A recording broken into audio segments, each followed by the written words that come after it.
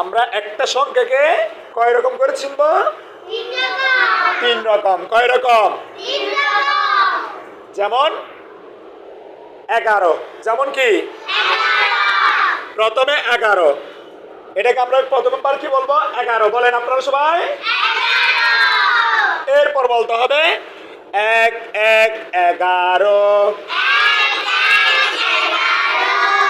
তাহলে প্রথমে বললাম 11, এরপর কি 1 1 11। এরপর বলবে 1 10 1 11, 1 10 1 11। এরপরটা মনে করেন 12, প্রথমে বলবেন 12। 12 বলার পর বলবে 1 2 12, 1 10 2 12। তাহলে কথা কয়টা হয়েছে? একটা সংখ্যার কথা কয়টা? তিনটা। তিন রকম করে শিখতে হবে প্রতিটা সংখ্যায়। যেমন 12 একবার বললাম, এরপর বলবে 1 2 12, এরপর বলবে 1 10 2 12। বলো। এরপর 13 বলেন 13, 1 3 13,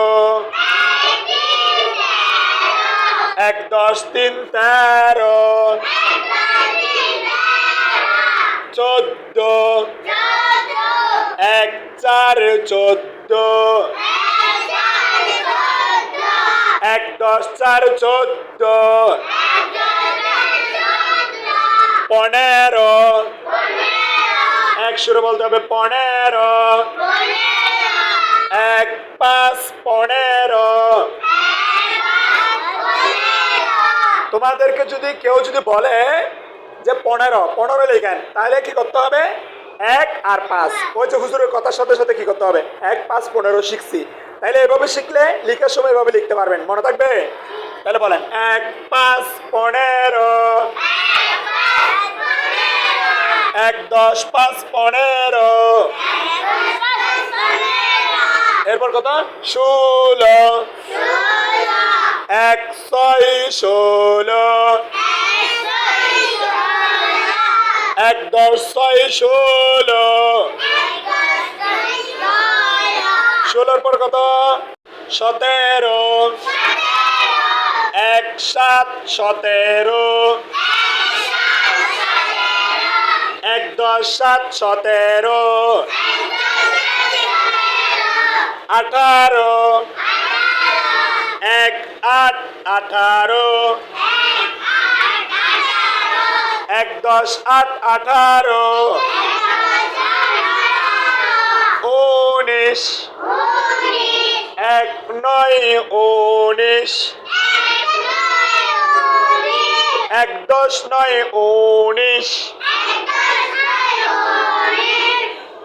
20, 2 এর 0 20,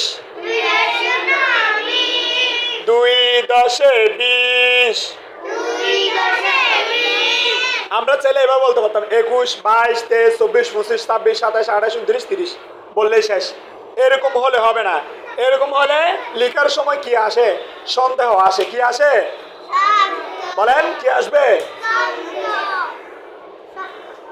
এভাবে না হলে কি আসবে?